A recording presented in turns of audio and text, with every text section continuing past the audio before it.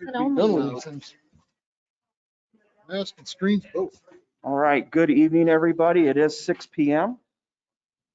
Thank you for coming to our city council meeting. We have some folks in attendance, as well a couple of people online. So we will start with our Pledge of Allegiance. Please rise.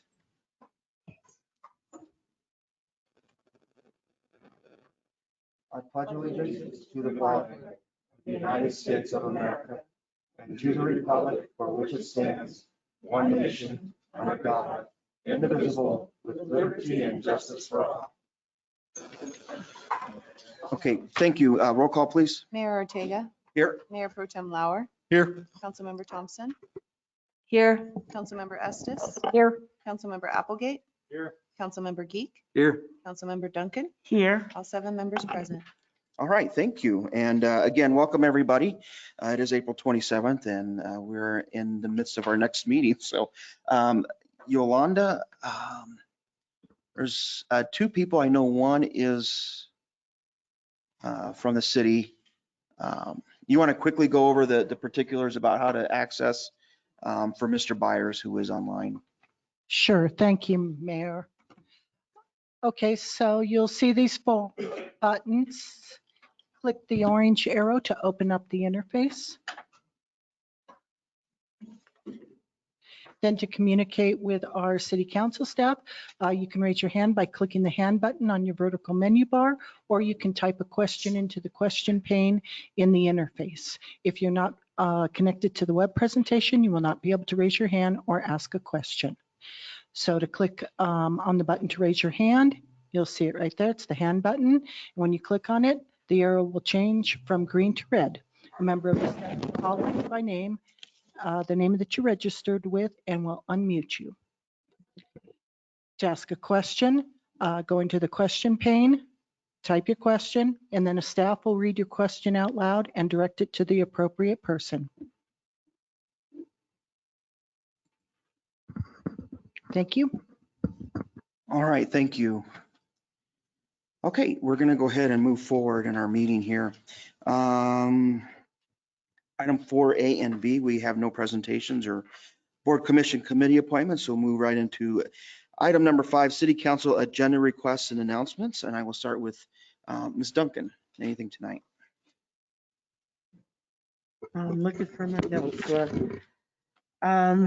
We had an awesome Fountain Youth Council meeting. We had Lieutenant Mark there, and he handled the situation very well. We have some really smart kids, and they were asking a lot of tough questions. And boy, did he make it fun! It was a very fun experience. He did talk to them about our program that you saw on KOA ATV with how do you respond when you're stopped by a police, and he explained that really well. One of the things that really caught my attention, one of the kids wanted to know what was a traffic stop. So that made me think, you know, here we have these innocent children, they don't even know what a traffic stop is. So, you know, it was really a good experience. He handled it really well, and I give him an A+. That's all I have. Okay, thank you, Mr. Geek. Nothing from me tonight. All right, Mr. Applegate. Yeah, I was at Pikes Peak Regional Building on Wednesday, and I was again reelected for vice chair. And they had a few announcements. They're right now, year to date, regional has had 1,554 single family permits just year to date. So things are really rolling in that area. And Colorado Springs is having a Suave or whatever on July 17th at 6 at the Boot Barn. If anybody wants to go to that, it's their 150th anniversary for the city. And the mayor said he'd like to see people wear beards. But anyhow, that's about it. Thank you. Yeah, he we met him at one of the vaccination things, and he had to show off his beard and that he had a beard and asked if we were going to be doing it. I'm like, we already had our 150th, so we don't need to do it. And I think he was a little deflated because we're older than Colorado Springs. So Okay, Ms. Estes? It's the sesquicentennial of 150 years for Colorado Springs. Yeah. And he's been making everybody say that over and over, him and Matt Mayberry at the Pioneer Museum, practicing saying sesquicentennial. May is National Preservation Month, Historic Preservation Month. So I just want to give a shout out to all of our people that participate in historic preservation, and a big shout out to Kimberly and Joanne for all the work that they're doing on preserving our historic building here in Fountain and on the Woodman building. And so I just think that's wonderful, and it's a great time for us to recognize the work that they've done with our historic building here. Another big shout out to the whole community that participated in the cleanup day on Saturday. It was a great turnout for people, and it was just wonderful to hear all the reports of everybody participating in helping clean up our wonderful city.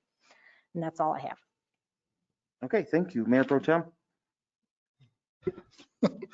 Last Friday was the Fountain Creek Watershed District Board meeting and Activity Enterprise meeting. And probably the thing that most needs attention is the board had hired a firm to do some scientific polling and some surveys around trying to find out if people understand what that district is about, if they would be supportive of a 2 mil property tax levy. The district is allowed by state statute to levy up to 5 mils, but our executive director has figured out that we can do an awful lot with a sustainable funding source of a 2 mil levy. And what we've learned through the state statute is that would be, they're going to put it on the ballot in 2022 as kind of the target. And that would be for all the voters in El Paso County and all the voters in Pueblo County. And it just requires a simple majority of the entire electorate as a total to pass that property tax, whether anybody's in favor of it or not. But the numbers actually on a 2 mil levy, the numbers per taxpayer are not huge, but we're keeping an eye on it because we realize there are an awful lot of folks on fixed incomes, and even just a couple extra bucks a month might be a deal breaker for their budgets. But the thing that was most interesting about the polling data they had was it didn't seem to matter somebody's political affiliation or their age group.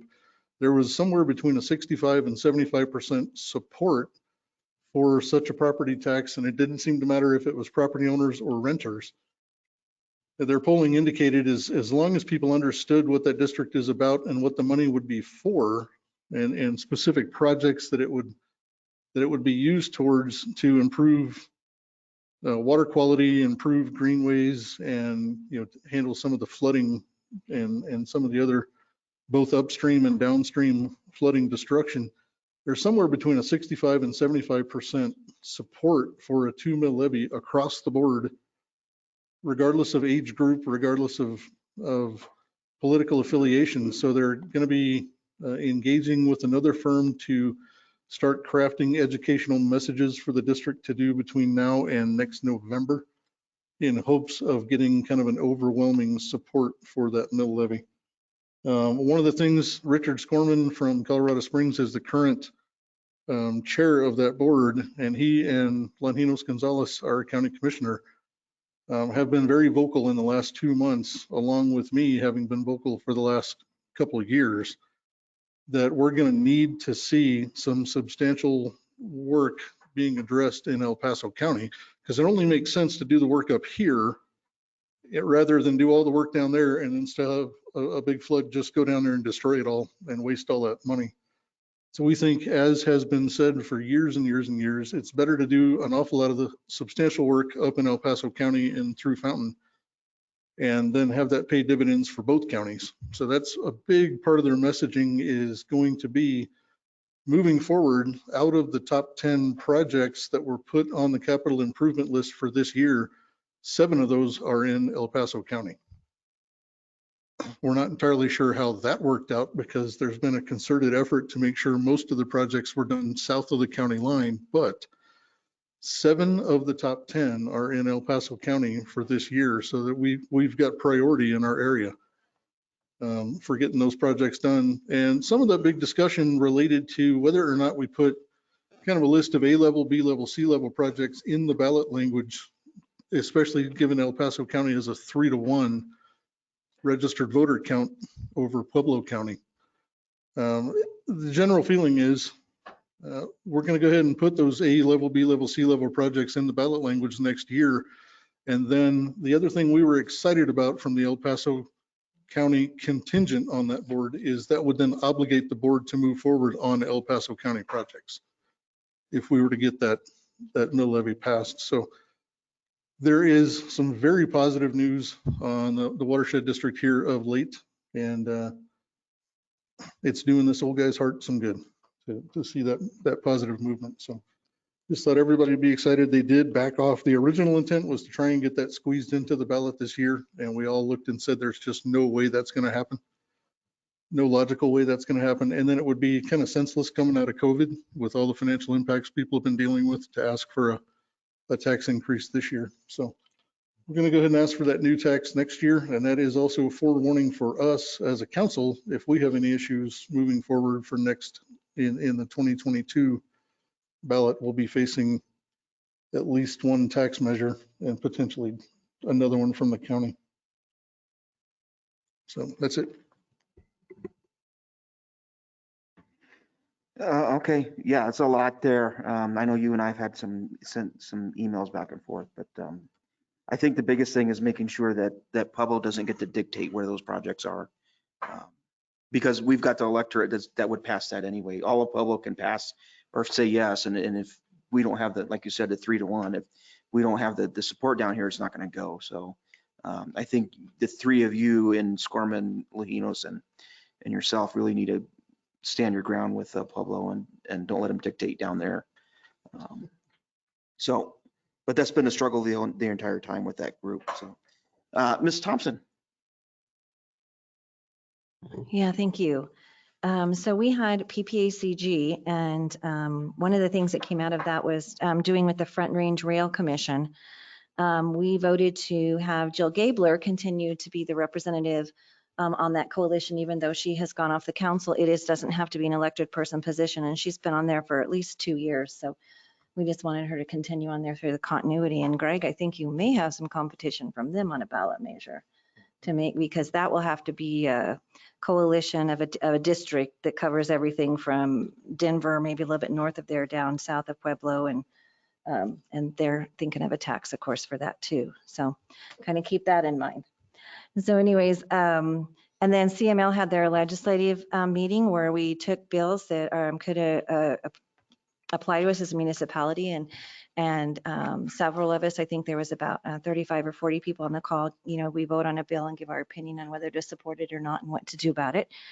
And then I also went on a greenhouse gas meeting, and lots of things they want to do. They're writing up the framework and the process for what they want to do on that. And so different projects that are large projects, and I've already talked to Brandy a little bit about this, would start having to include an emissions standard on how many emissions might be put out during the project. And of course, I have concerns about that because that's another unfunded mandate that's going to add cost to the project. And I have a lot of concerns with, I'd like to see CDOT build roads and bridges. And I understand that greenhouse gas and our air quality is really important, but we spend a lot of time sitting on the freeway, and I don't think buying electric street sweepers to clean up after a project is necessarily the best use of funds. So I'm hoping we can have a little bit more conversations in that, because if we can get the people moving and they're not sitting in traffic idling, creating more greenhouse gas emissions, while the electric sweeper is going around, where we might have been able to work the project a little bit faster. So lots of conversations on that. So keep your ears tuned into greenhouse gas emissions, and the items are not just measuring the air and what's in there, but how much time you're spending sitting on traffic, and some of the things they want to do requiring a certain kind of trucks during construction are not required at the local municipal level yet, but could come down that way and add costs to different projects and things we're trying to do. So I think we really need to have our ears to the ground and be at the conversations with those two. So thank you. All right, thanks. The one thing I do want to bring up tonight and for council to think about is our council chambers and the lessening restrictions. I think there are still recommendations that we need to follow. Tonight's actually one of the most populated we've had in over a year in council chambers. I think we're right at our max here. I think there's one chair that's still open. So just a thought and to think about. We can have this discussion, and if you guys have strong feelings one way or the other, we could definitely, the way it sounds like we can go back to 100% attendance in here, probably using the mask and things like that still. We can do some version of that as well. We can let more people in. Again, this is kind of the first night in over a year that we've had this many people show up. One of the things I mentioned in the last meeting that I think we really need to think about as well, and I think staff is looking at updating our systems here because we are way behind, and I don't like doing the hybrid with the equipment that we have because personally, and you may not like this, but I think council, everybody should be on camera and facing the public in some way, shape, or form. On that, when we're at home and we're doing that, it's easier to turn on your camera. But I think here we need to be on to at least be able to answer and people can see what's going on. If we're going to do it virtually, I think we just need to do a better job at it. And so they're looking at some programs and pieces and things, and it's going to cost some money. It may need to do a little bit of a redesign, but there are COVID monies that I think would fit right into this, and we wouldn't have to spend a lot of money out of our own general fund to do that. And if this is kind of what the future looks like, and before COVID, there was this push to provide more online opportunities for people to be a part of this. I think in order to do that, we need to kind of pony up here, and people need to be okay with that as well. If that's the ask and that's what people want us to do, then I think they're going to have to be supportive of us spending some money to update the system as well, and so that everybody can take part. So just some food for thought to think about as well. I think probably not the next meeting, but maybe the second meeting in May, if everyone is amenable, we can really have we could have more people invited, or at least allow more people in if we need to. Maybe people don't want to show up, and that's okay too.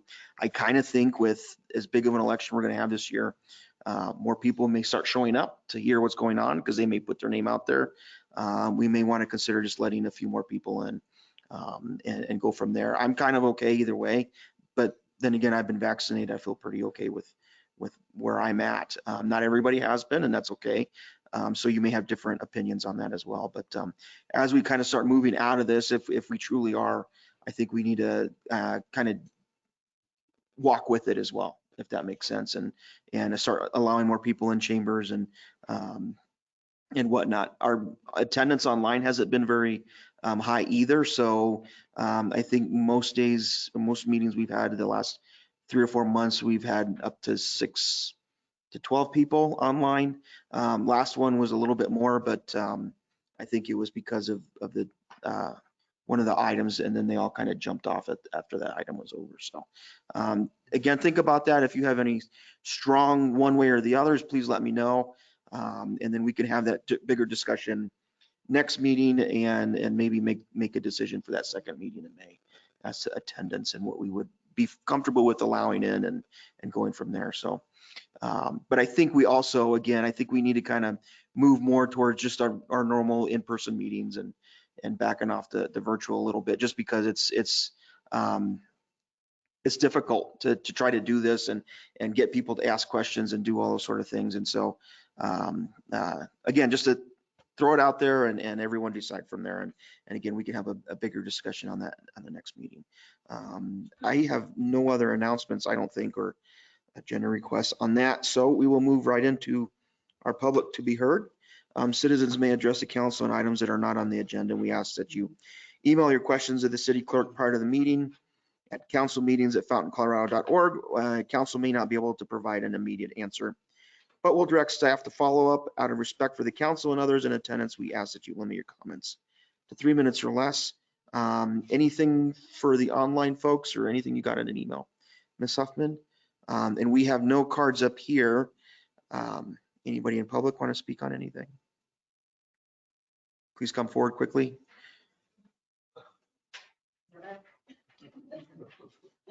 Sorry.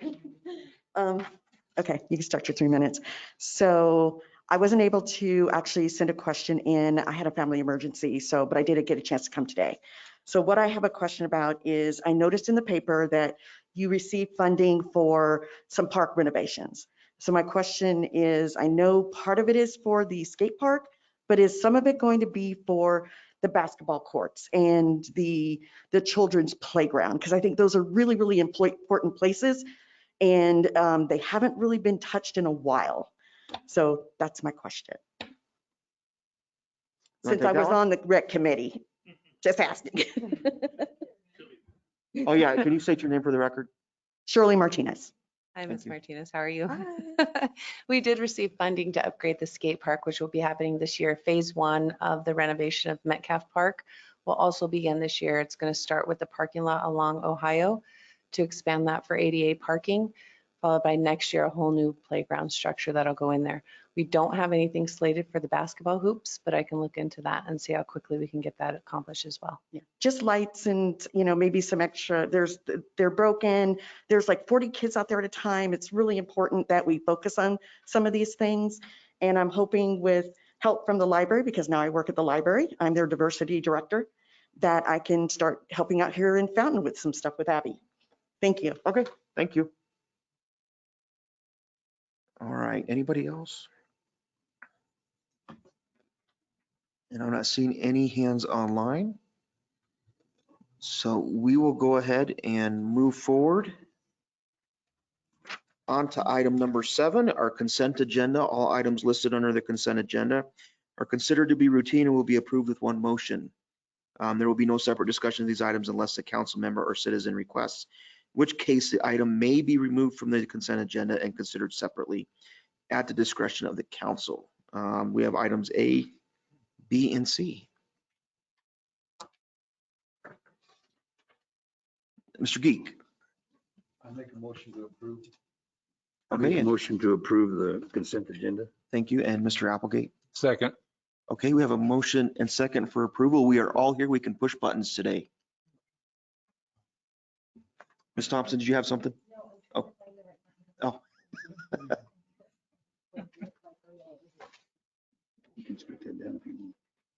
Are you ready? Oh, yes. Okay, please vote. 7 yes, motion carried. Okay. Well, I'm so out of practice. I'm like, well, did she tell us to vote or what? Who votes? Who says it? So, okay. I was waiting for Sylvia to say something to us. I'm like, okay. All right, here we go. Sorry about that. Yeah, okay. Item 8, old business 8A.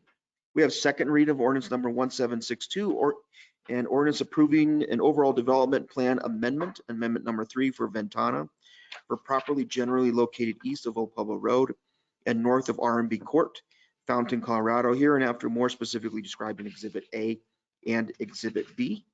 Ms. Martinez? Good evening, Christy Martinez, City of Fountain Planning Department. Again, the item is considering the second reading of ordinance 1762, which would be approving the third amendment to the Ventana overall development plan to amend their land uses from commercial and business park to primarily residential while still retaining a small commercial area along Old Pueblo Road. There have been no changes to the ordinance since first reading. Are there any questions for staff? Okay, any questions on this item?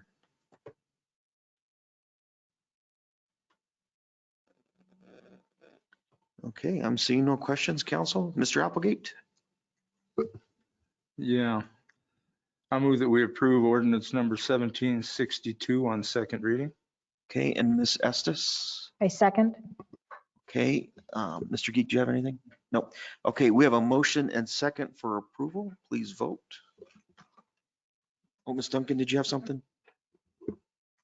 Yes, I did have a question. I don't know if she answered at the last meeting, but it has the recommendation that on the planning commission that there was a 5-to-1. Did you state what the one was? Yeah, she says, I think Mayor Pro Tem asked that question. Correct. The dissenting vote, that member had some concerns about the timing of the residential and had inquired about possibly doing a delayed approval of leaving the commercial while possibly converting it to residential in the future. However, legally, we're not able to do that. Okay, thank you. Okay, I forgot. okay, and do we need a revote on that? Because did she vote yet? She did, she voted negatively. So did you want to keep that vote as a no? No, I want to Okay, I let me was go ahead. trying Let to me take it reset. off. Okay, so we're going to reset that vote and then, so we have a motion and second for approval on second reading. Please vote. 7 yes, motion carried. All right. Okay, item 9, new business. 9B is our presentation of the Fountain Transportation Master Plan by Wilson and Company. Ms. Williams.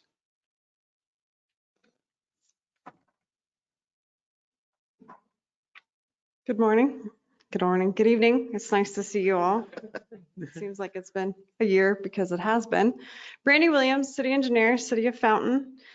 We are bringing the Master Transportation Plan to you. This is the first presentation, and I know you all received the report last week. It's rather lengthy. If you have any questions after this evening, feel free to reach out to me. Send me an email, give me a call. We can go over it in more detail. We will eventually be coming back when we add the fee to this. We have a current interim fee for traffic, and we will be bringing back the permanent fee. But this is to give you an idea of kind of where we are, add any input that you may have. And we have partnered with Wilson and Company. I would say we're a little overdue. It's been about 20 years since we went through this process, but we hope to bring you a lot of information. And again, they've done a great job of breaking it down, but if you have any additional questions, please feel free to reach out, and I'm going to turn it over to Scott Asher. Thanks, Brandy. I'm Scott Asher with Wilson and Company. I really appreciate the opportunity to present the master plan that we've been working on with Brandy and the city staff here for the past about 9 months or so. I have Maureen Arujo here as well with me. We're going to be sort of co-presenting this.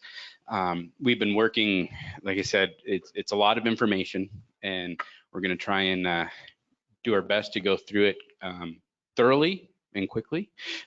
Because it is or there's a significant report that goes with us. One of the things I wanted to sort of go through is some of the information we're going to go through tonight. It's going to be the regional planning context of the whole study. As Brandy said, it's been about 20 years since the last traffic master plan was done for the city. And it is a critical piece of transportation planning as you move forward. We're going to talk through the transportation system needs of the overall city with the growth and where things are going. We'll talk about the master plan network itself, of what we've developed, of what do we think that network needs to look like with what the planned growth is and the potential for growth is throughout the city. We've also, through this process, developed new design criteria and guidelines and standards for the city to adopt at some point as part of the study that will provide how roads get designed and built throughout the city. We're also going to touch on the costs and funding strategies. As Brandy mentioned, one of the components of this is going to be ultimately the transportation impact fee that will be considered for helping to fund transportation projects throughout the city in the future. And then the next steps. I'll turn it over to Maureen to sort of jump in and sort of talk about some of the regional planning context and consistency. So as we started to develop the plan, we looked at the regional context. It's important for 2 reasons. One, so that you have continuity in the system, but also to look at who else might fund part of the improvements to make continuity of the system. So key in this were the El Paso County Major Transportation Corridor Plan and the Pikes Peak Area Council of Governments Regional Transportation Plan. And also from the funding perspective, how the CDOT classifies state and federal functional classes for eligibility for funding. So looking at El Paso County first, they have 2 components of their plan. The first one is the 2040 improvements, roadway improvements. So in that piece, these are ways that are, there's a prioritization to fund them as they can get money available, and hopefully from various sources, they will be able to do that, and it acknowledges that they're needed by the planning horizon of 2045. The second component is, Sorry. the second component really addresses preserving right of way. So it's a needs-based vision plan of what the whole network would look like, but the focus for implementing is to preserve the right of way on those corridors so that those opportunities don't go away. And then the PPACG plan, this is the fiscally constrained regional transportation plan. What does that mean? It means that it's constrained to the amount of funding that could reasonably be available in 2045. It doesn't mean that that funding is committed, but reasonably that would come to the region. And you'll see there's not a lot of additional roads there. It's pretty basic because of that financial constraint. And then looking what is eligible, this is how CDOT and FHWA have set up functional classifications that are directly tied to funding. They're not functional classifications the way that Scott will be talking about later, but those roadways from the interstate down to the collector level are eligible for federal and state funding. Doesn't mean there's a guarantee, but you can apply. So next. The second thing we looked at was to use the PPACG travel model to evaluate what would happen if all you got was the PPACG plan. And I do want to call your attention on these two on the left and the right. They're a little bit different scale because the one on the right, I'm going further east because as part of the county's plan, they have an extension of Meridian Road so that it goes to Squirrel Creek, and then as we develop the plan, it goes further south. Now, just want to make the point, both of these scenarios, I don't know if you can read the volumes very well, but if you didn't put in anything else than what's in the PPACG system, you're going to have huge volumes on Mesa Ridge Parkway in the 70,000 range. But on the right, when you add in Powers Boulevard, that draws traffic from Link Road, it draws traffic from I-25 and Mesa Ridge, then gets reasonable, where you're in the 40,000 range. So that's, we'll get into more details about the network. But first, I want to look at what this means in terms of congestion. So same views of the map. And what you see on the left is just the PPACG plan network. And you'll see, think of it this way, where you see red and orange, we don't want that. That's a bad situation in terms of congestion. Where you see green, that's a good thing. And yellow might be acceptable. But we got a lot of red and orange there.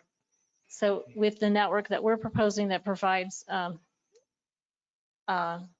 additional north-south alternatives, it's not only Powers Boulevard, but we also have a loop road that connects back to I-25. There's also east-west connectivity that takes you all the way to 85, and in some cases I-25, where that doesn't exist now. So next we'll look at what this network looks like in detail, because it's also addressing some problems that you have in terms of creek crossings, railroad crossings, so that you have real barriers that you have to connect the network. So Scott and I are going to jump back and forth on this. This one is an overall view, and you see you got far east, which is outside of Fountain. But it shows you what the network the county has planned and how this all connects. And the white stars that you see are where there would be interchanges on I-25 or Powers. So those would be, you know, higher capacity facilities that wouldn't have a lot of access, but providing that throughput that you need. And a couple of things I think that's worth pointing out on the overall network is that one of the big components, and Maureen mentioned on the previous slide with the congestion, one of the things we've really found and determined is that the Powers Boulevard extension of that expressway facility all the way down to I-25 is pretty instrumental and needed for reducing the traffic volumes on the city streets that are there today. Without Powers Boulevard, a lot of the other roads in the city's network would become would be overtaxed as well. I mean, you'd have significant volumes on them, like, Academy Boulevard, Woodman Road type volumes without Powers Boulevard. And so that's one of the things when we look at, okay, that becomes an integral piece of the network and the need to help alleviate the congestion and the investment that would be needed by the city in the overall network. So before we go to some more detail, so that you can see the network a little better, keep in mind that this would be something that would not be funded by Fountain, but Fountain's role would be to preserve right away so that it could happen. Yeah, for the Powers corridor. And this is sort of that north area of the network, and some of the things that's worth pointing out of what it sort of looks like now. You have Venatucci up here with the flag lots, or the flag city limits, if you will, up to the Highlands, Academy Highlands up here. You have a couple facilities up in this area. We don't see a major change in anything on Venatucci. The one thing I wanted to sort of point out is that as we looked at Bandley Road coming around and adjacent to I-25, we're looking and showing a new connection of actually extending Bandley from where it ends today, bringing it up through and tying it back, going across the creek and tying it back to US 85. One of the ideas here is sort of opens up some more area and some land that could be developed if desired, but provides a lot of resiliency and alternative network connectivity to US 85. So if there's an incident on 85, people can still get around, get back to Mesa Ridge Parkway, or continue further south. So that's something that's different than what was in the previous plans, but we really think that's an important piece of this one. Let's see. Central area. Yeah. Yeah. Oops, did I go the wrong way? No, that's central area. That's where we go. It's so much smaller on the screen up here than when I'm usually looking at it on my screen right in front of me. So I apologize. I think we made a wide format. Yeah, it is a little bit. So on this here, you're going to see Mark Shuffle is this area here, Link Road coming down. We have Powers Boulevard, the Powers corridor coming through here as well.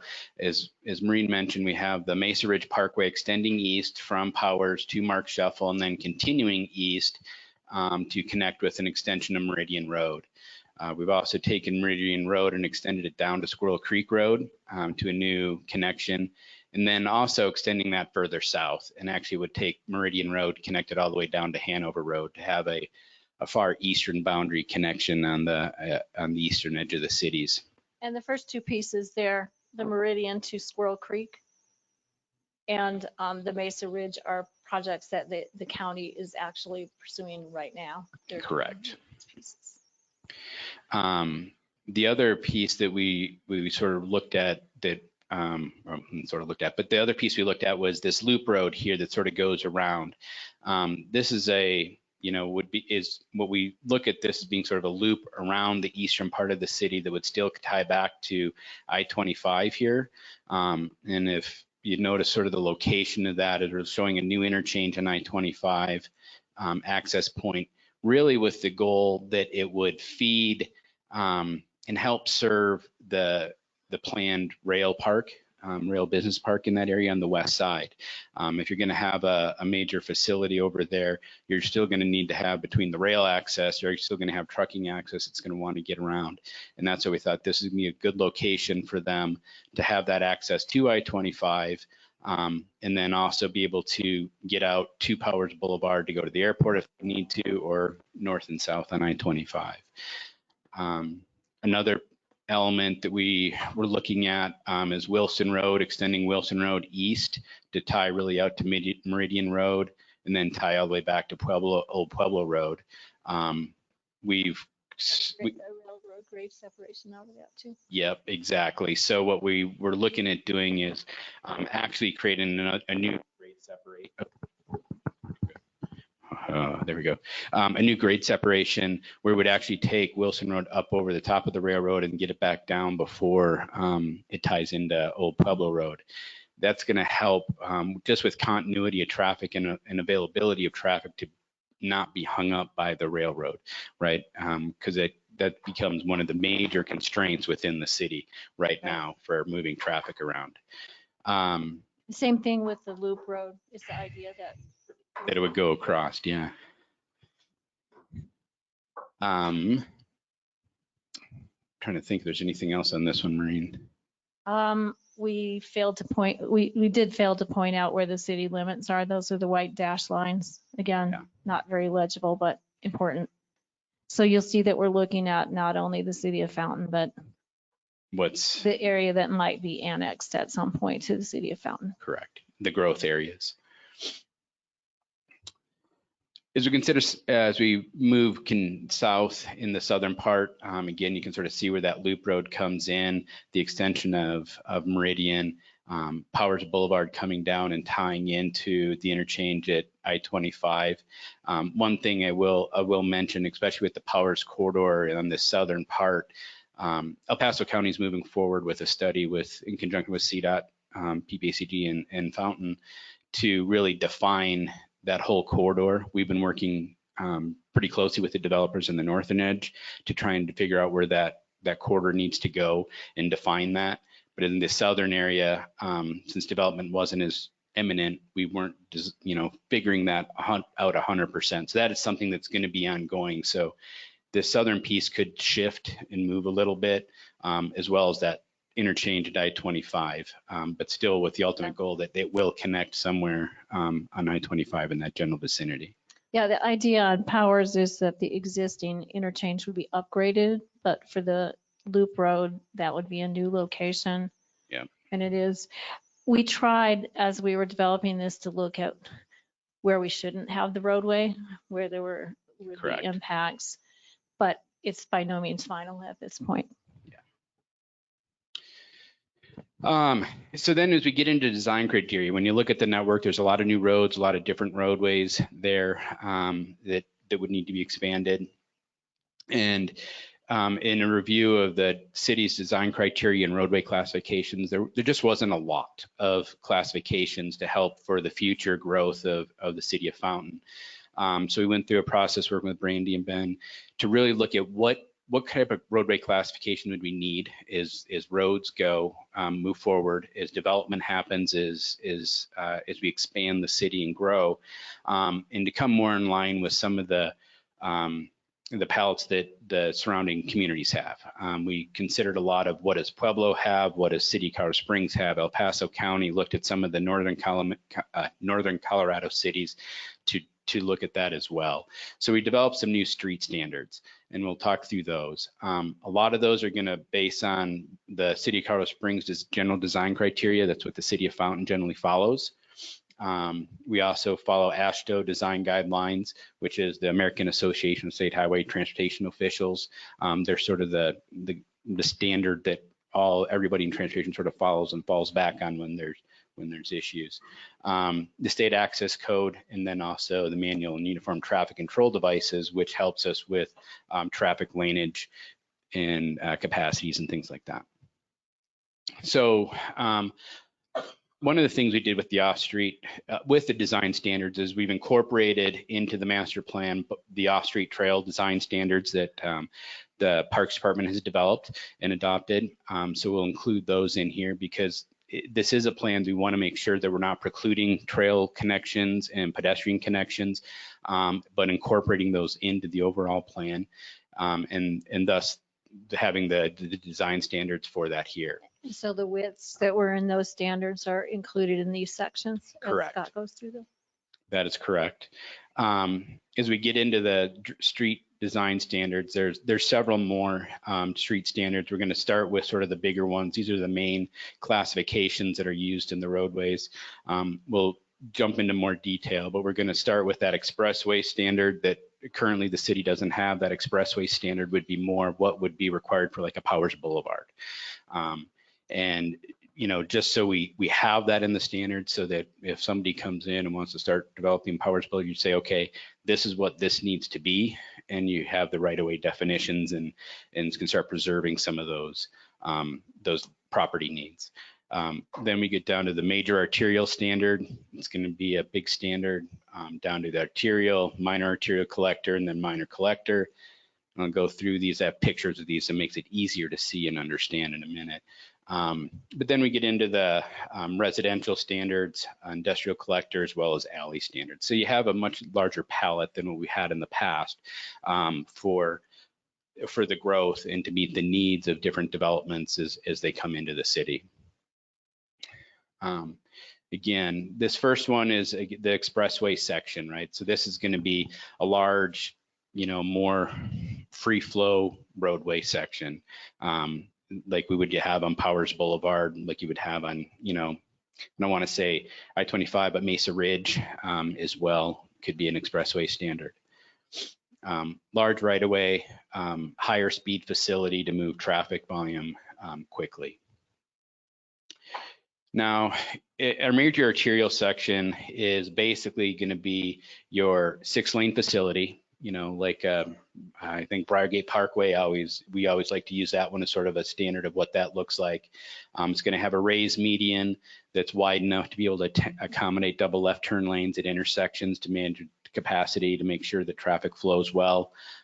We also have offset, you know, we're calling tree lawns, basically about 10 feet from back of curb to the sidewalk or trail facilities. On this one, we're showing a sidewalk, a 6-foot sidewalk on one side, and well, I guess it's on this side, and the trail, 10-foot trail on the other side. So then these major facilities, you'd want to have both a trail and a sidewalk connection to help with pedestrian movements and have them offset back from the roadways. So they're not right up against the back of curb. The arterial section is very similar. It becomes basically, this is the only difference really here is instead of a 6-lane section, it's a 4-lane section. The median's slightly smaller because we're only going to be able to accommodate a single left turn lane in the median as you expand instead of double left turns like we would have on the major arterial section. Both still have the offsets, tree lawns. So when you get to intersections, you can take up the tree lawn to be able to add right turn bays as well if that capacity is needed when you get to the intersection designs. One of the goals we had was trying to make sure that we were being able to get all the improvements that we anticipated we would need in the right-of-way, so you didn't have right-of-ways coming in and out and weaving in and out, so that you'd have to widen it out at intersections significantly to be able to accommodate laneage at intersections. The minor arterial standard, this is more like, trying to think, this is like Fountain Mesa, where you have 2 lanes each direction plus a centered turn lane, just a striped centered painted turn lane in that area, as well as still having the tree lawns on either side. And when we get down to the minor arterial, we still have a bike. Do we have a bike on one side? Or trail? I think we do. Can't see it right now. You have external shoulders. So That's yeah, right. That's right. So we have the external shoulders, which become the multi-use shoulders as well for bike facilities on those. And probably from this one down, or maybe starting with the collectors, this is the right of way that's needed so that ultimately you have what you need, but it's potential that they could be phased in or correct. Certain circumstances, variances requested. Yes, and that is true. So like on the collector section, again, 1 lane each direction, with just a painted median in that area, with the external shoulders that we call a multi-use shoulder, so can be used for bicycles, or just have that offset for cars for a breakdown lane, things like that, for folks to go through that. The minor collector section, this is one that's a little bit different, and I think it's a section where we have a single lane in each direction, as well as a parking lane on the outside, and then a bike lane between the parking and the main in the traffic lanes. The idea here is this would be a type of section you would put near parkland, park areas, potentially schools, where you're going to have high pedestrian volumes and multi-use areas that could be considered if we wanted to. Again, just another section that's in the toolbox.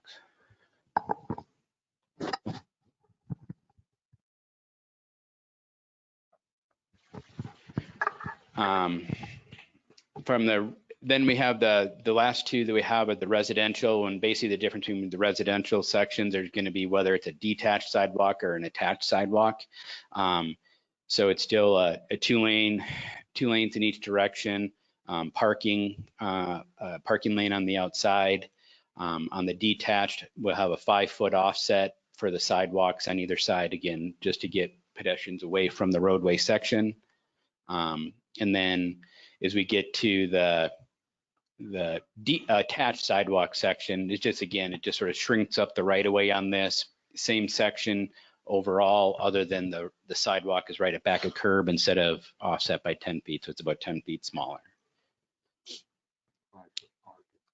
Then we get into the industrial commercial collector. We developed this standard in this street section really in the anticipation for light industrial and commercial areas, specifically for if you do go forward with it, if we're able to get the industrial rail park going in some industrial areas, we want to make sure we had a section that was large enough for trucks to be able to convey both ways, heavy trucks, as well as be able to park on the side of the roads. So you have a 14-foot lane in each direction plus a 10-foot parking lane on the outside, which is much different than a 5-foot parking you would typically see on residential roadways. Just because you got semis sitting on the side of the road, you want to make sure people can still get around them is really the big thing there. So we wanted to make sure we had that in the toolbox for in case it, in anticipation of that growth happening, I should say. And then we have an alley standard. We're seeing a lot more developments now that are looking at rear loading in their developments of actually having alleys going behind garages and the behind side. So we wanted to make sure that we had a standard for what that alley would look like. And so this is just sort of a typical section we've developed for the alley, basically 20-foot wide roadway with a V, basically a V gutter in the middle, just to help convey drainage. This is something that is if there's changes that developers want to look at going with, there's topography, different issues. These are things that can be, variances can be requested through the city and through the planning process to get them approved. So that was a lot of stuff. Now we get into the fun thing, right? So cost and funding strategies. One of the things we do is with these plans, we try to develop what is a program level cost that we can start figuring out what is this plan really going to take to implement. And at this level, it's a high level. We have to put a lot of assumptions into things. So what we do is we include program costs that include both the construction cost, the engineering design cost, the construction oversight cost overall, and then as well as in certain situations, sometimes right-of-way costs if we anticipate there's going to be significant right-of-way costs. The costs that we develop are based on current year costs.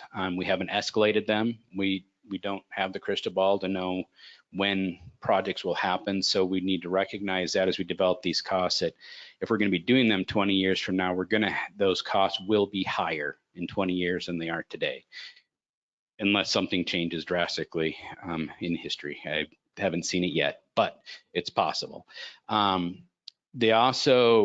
The costs also assume that in areas where we have an existing road that we're saying needs to be a bigger road, so maybe you have a 2-lane rural facility like Squirrel Creek, for example, we're saying that, okay, that needs to be a 4-lane arterial.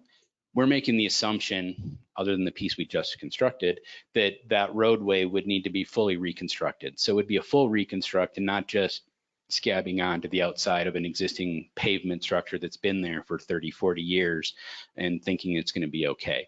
So they're a little bit high on that side without doing further investigation. And the summary is going to include everything that's shown in the plan, including regional facilities. So there's some of these regional facilities are not necessarily the responsibility of the city of Fountain, but something that we want to make sure is part of the plan that will eventually then can be incorporated into PPACG's plan for future funding. And that Fountain can advocate through PPACG to get to happen. Yeah. To CDOT. So the cost and funding right now, so all the regional facilities right now in our plan, the regional facilities, we've sort of come up with a cost estimate of somewhere around $676 million over the next, 20 to 60 years to build that out. There's about 586 currently that would be eligible for state and federal funds, and really the majority of that regional facility cost really is Powers Boulevard, the extension of Powers Boulevard, all the grade separations, interchanges that go into that. There is about $90 million right now that El Paso County has programmed for Mesa Ridge Parkway, as well as some of their impact fee that they have for the county roads. Because a lot of these roads that we're showing in the Fountain plan right now are outside of the city of Fountain. So there's some potential to have some of these roadways be constructed that would be beneficial to the city by the county. The Fountain, El Paso County facility costs. So the plan, the costs that are really sort of incorporated into, okay, we need to figure out how to fund them by the city of Fountain and in conjunction with El Paso County is about $380 million over the next 20 to 60 years.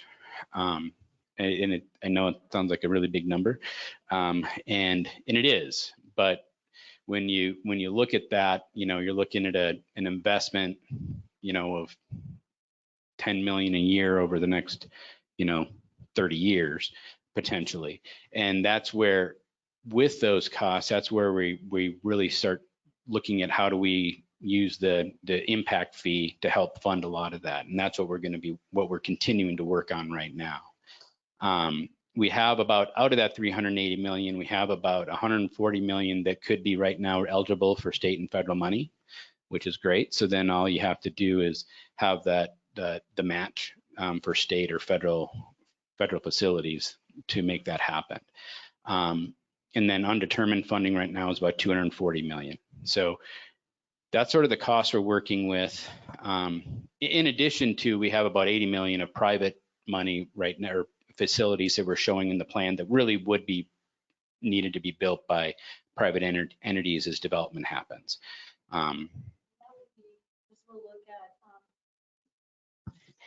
We'll look at what are internal to the development and what are internal, external, and through trips. So the part that's internal to the development, that's a spine to develop the development, and should be entirely by the developer. Correct. So we're still refining some of that as far as how all that will be divvied up, but that's sort of the overall plan. So really our next steps are going to be, we're going to finalize the impact fee. We're working on that right now, and how, because you all passed a resolution back in November for a temporary impact fee or interim impact fee, sort of following the county's plan. We're going through the process right now is to validate those impact fee assessments, and we'll be bringing that back to you hopefully next month to either verify or recommend modifications of that fee as we move forward. And the county fee has a shortfall that's not funded by the impact fee. And that's what we're going to be determining what that is and how that might be funded outside of the impact. Correct. And as part of that, developing the funding forecasts, for state and federal, others in the impact fees.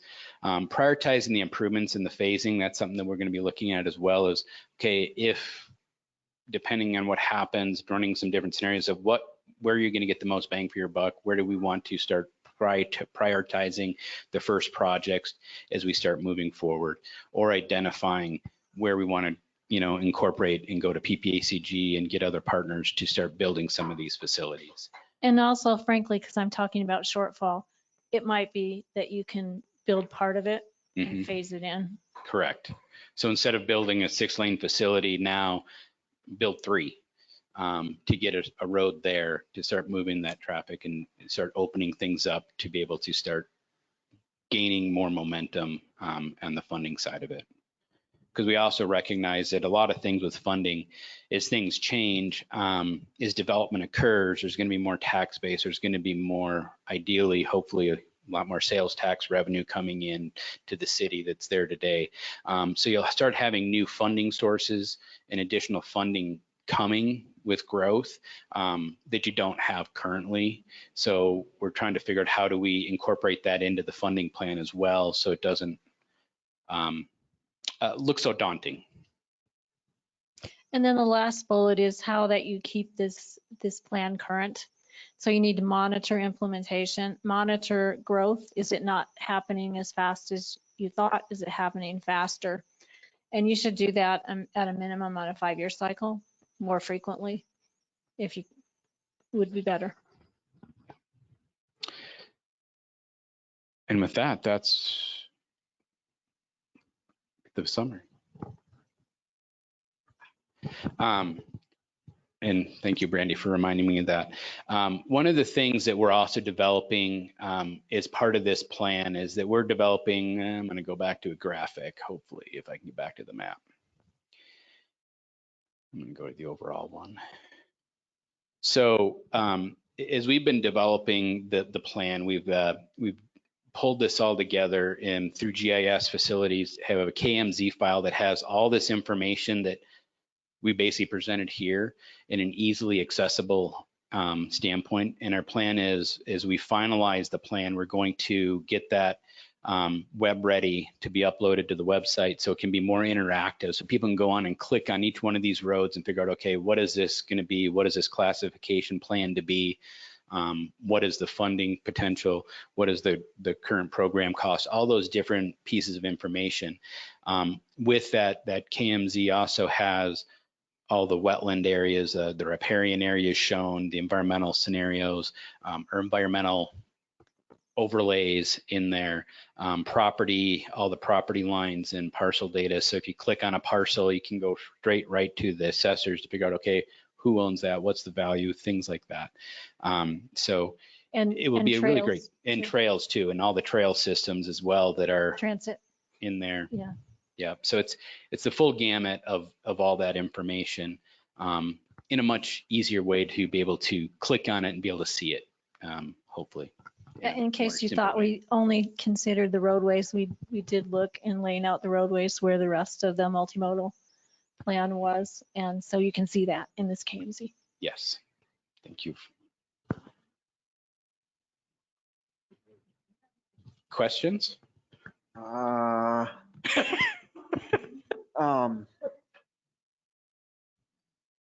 Initially, not from me, no. There's just tons and tons of stuff going on there, and it's a lot. Like, and I honestly, this is the part of Fountain's future that frightens me the most, is the traffic.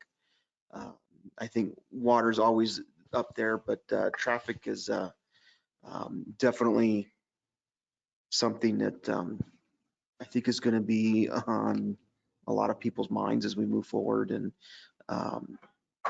deal with our growth. And I was just sitting here thinking, one of the comments you made around the growth that we're going to be having, but we've been going through growth for over 20 years now. And so I think we're at a point where it's no longer, I don't know what's the right way to put it. It's no longer, what do we think it's going to look like? No one can tell that yet. I mean, there's still so much more that's coming. How do we plan for that the best we can?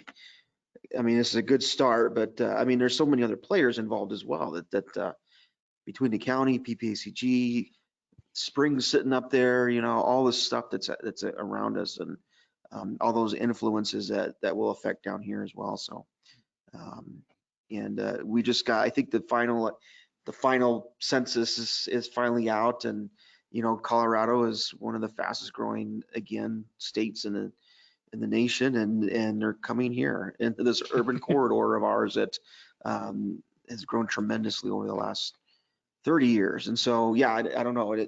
I'll ask if there's any questions from council to start on all of it. Ms. Thompson?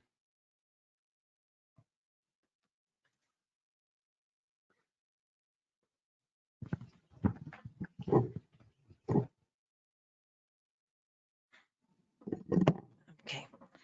I think it's more of a challenge to future staff. So this is for Sylvia to put into perpetuity into the history.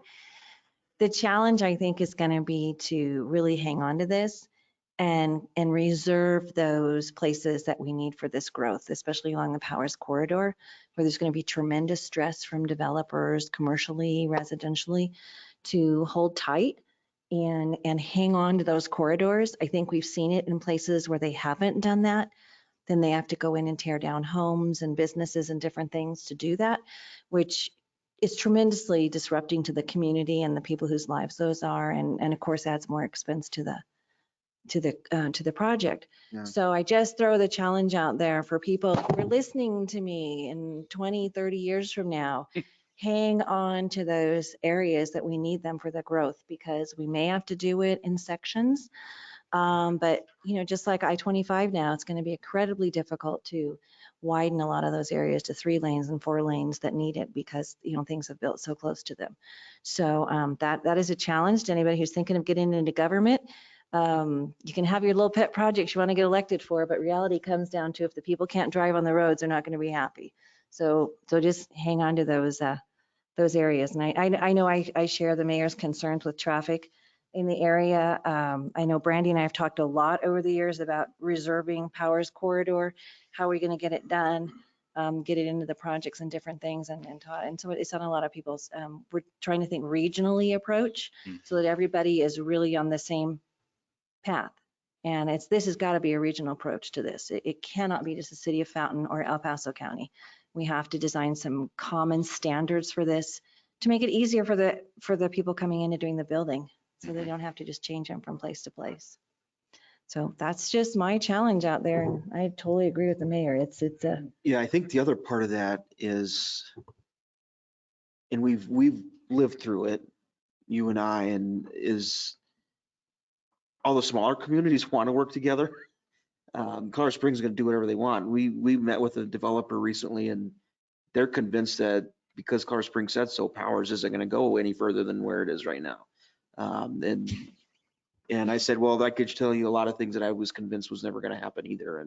And here we are. So yeah, it's kind of, we still got that battle with Colorado Springs and them bullying their way into different things and what they do, and ensuring we're taken care of. And it's like, yeah, I don't know.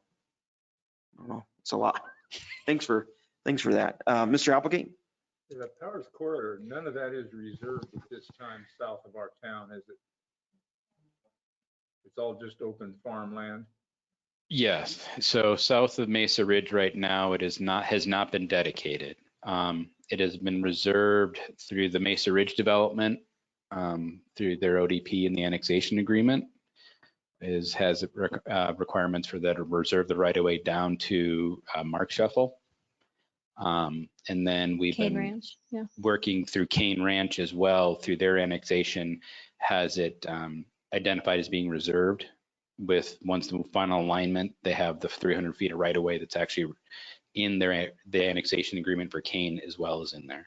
So there's pieces that have been incorporated through annexation, but not actually dedicated yet. If they don't have all of it over the years, what you said, at least 20 years, 60 years before they build it. It could well be built out with houses. By then it's in the county. It could, unless somebody can get a actual grip on it. Make Todd, sure you want they to go don't. before I go? Yeah, and one thing I just wanted to mention to everybody in the council and everybody that's here is to credit to Brandy, Scott, and Maureen.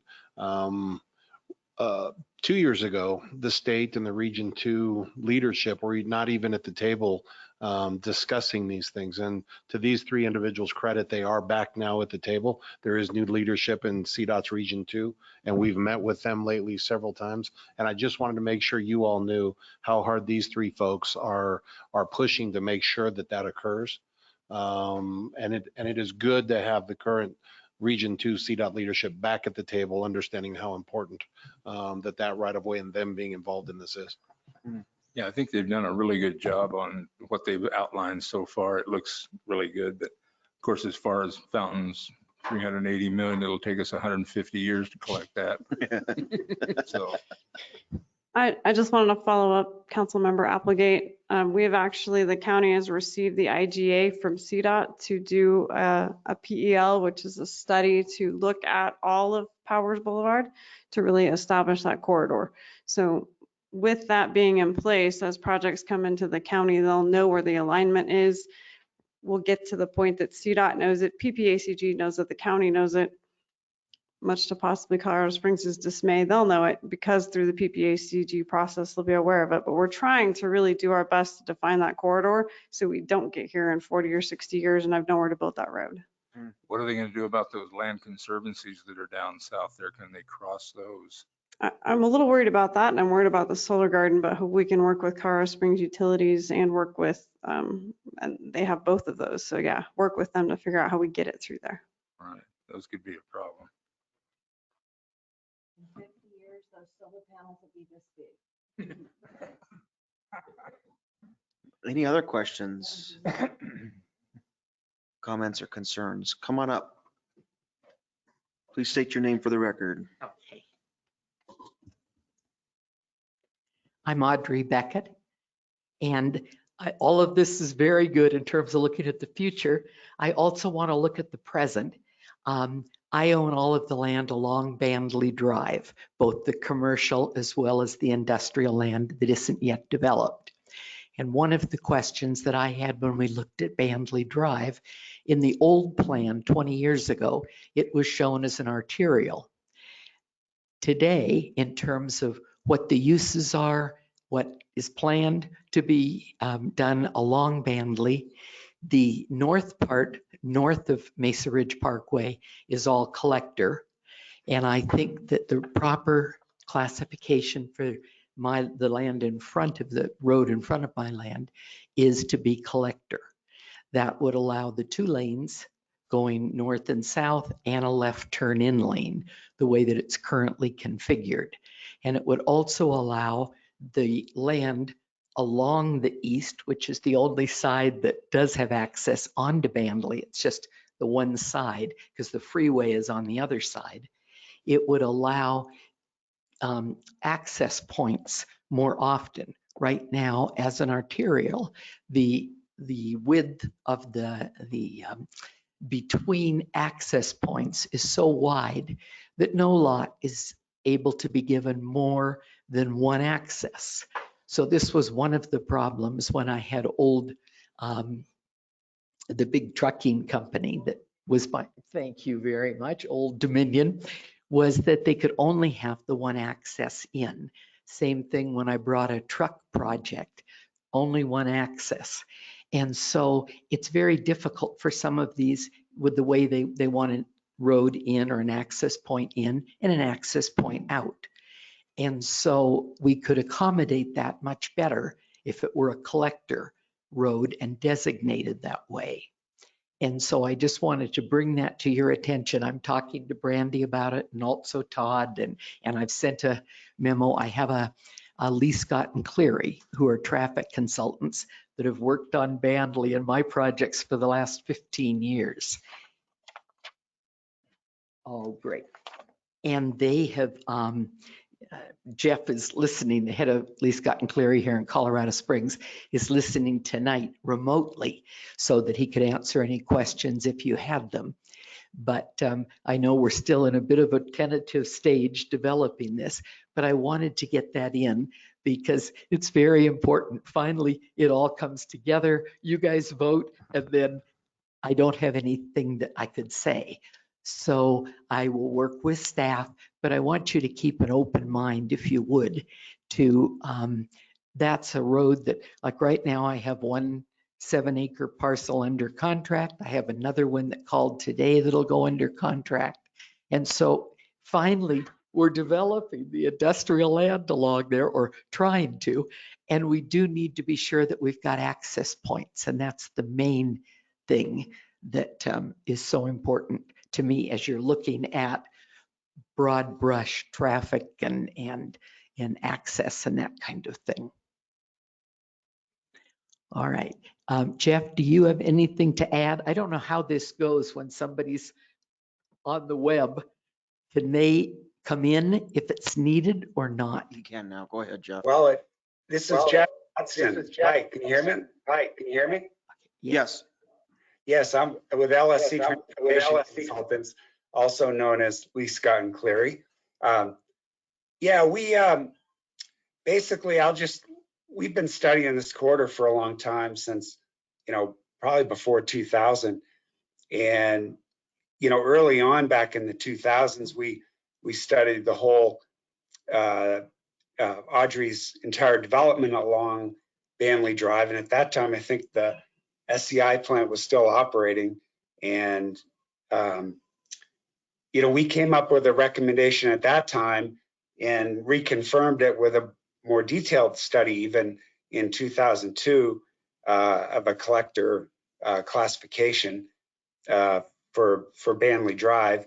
And we came up with the cross section that's been implemented so far, and that's the 1 lane each direction with a center turn lane, which really only serves southbound because it's a single loaded roadway with development only on the east side, and also right turn lanes at access points and side streets as needed based on traffic volume. So it's important to point out that it's important to recognize the function of the road. It's not really intended to serve through traffic. It's mainly to strike a balance between providing access to the abutting properties and through traffic, which is really what that road should be, function as, because those properties don't have any other access. So that's something we, take into consideration. But also to note that roadway can carry quite a bit of traffic. As a collector, part of it is it's kind of a hybrid between carrying, through traffic and abutting access to abutting properties. So it, with that kind of laneage, that can carry a lot of traffic if necessary. All right, Mr. Hudson. Yes. That's kind of out of the purview of what we're discussing here tonight. This is a transportation master plan network. And I know, as Ms. Beckett said, you guys are in talks with staff around this issue, and that'll be brought to us at a later date when that comes in. So I have to move it along a little bit here, but thank you for bringing that up to us as well. I'm sorry for getting into the weeds. So, yeah. Yeah, definitely. Okay, thank you. Mm-hmm. Thank you. All right, anybody else?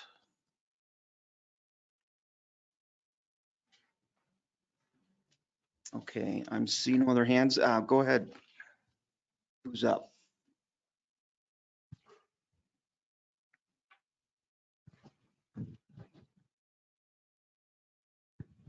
Again, if you have any additional questions, I know it was a lot of information, feel free to reach out, and appreciate your time and consideration, and we'll be back. It will not be as long next time. But and when do we expect that? We're going to have to meet with the consultant. We're hoping the last meeting in May or the first meeting in June. Okay. Okay. All right. Thank you. Thank you. Thank you. Yeah. All right, item number 10 Correspondence, comments, and ex officio reports. I'm going to start with Mr. Trainer. Thank you, Mr. Mayor. Appreciate it. Appreciate the opportunity to address the council briefly. Just have a few quick comments. Want to let the council know that we're continuing to move forward on our original energy assessment. And that would, if you recall, that's the process that would lead into potentially a performance contract. And so we're continuing to move forward on that. One of the things that I think is pretty creative that we're exploring is trying to, one of the things we talked about earlier was installing solar panels on various city facilities to help pay for the energy costs. We've changed that and we're trying to now co-locate them all in one location. So that we're able to create kind of a mini co-located solar farm that would pay for all of our city facilities and hopefully even some of our city streetlights, and using DOLA grants to help pay for some of that. So I just wanted to share that briefly with the council. We have the 2020 annual report that'll be coming out to the council fairly quickly. We're just wrapping that up right now. One of the things we've really been dealing with, and I know we brought this up several times with the city council this year, is that the legislature and everything around us, the legislative session this year has been a real challenge. There's just so much going on, but it's also highlighted our ongoing need to really stay connected with that. And we try to do that through various different means. But I know we brought up to the council before the idea of partnering up with Monument to look at hiring a lobbyist. So I just want to let the council know our RFPs for our lobbyist services we've received 4 different proposals, and we'll be starting to evaluate those. We'll bring something back to the council in the near future, hopefully. And then finally, we're still waiting for guidelines on the ARPA funds that we've been indicated that the city will receive. We know just real generic, general, broad guidelines, but we're still waiting for the Treasury to issue specific guidelines as to how those funds can be used. But we're just continuing to monitor that. So that's all I have. Thank you. Okay, thank you. Mr. Evans, anything? Nothing? Okay, Mr. Racine, anything from the PD? No, sir. All right. Let me see. No one else is there. Let me, Mr. Blankenship, anything from utilities or? Not at this time, oh, sir. I see your name up here, so I'm like, what? All right, I was gonna go to, Carl got nervous because I was gonna go to him next. So, all right, Troy, anything? I know he's online. Nothing from me tonight, Mayor. Thank you. All right, thank you. And Mr. Trilch. Good evening, Mayor. I don't have anything for this evening. All right, Mr. Lavelle, anything from IT? Nothing this evening, Mayor. Thank you, and have a good evening. All right, thank you. And last but certainly not least, Ms. Huffman. Oh, nothing tonight. Thank you. Okay, we do have executive session, right? We do. Okay, Ms. Duncan?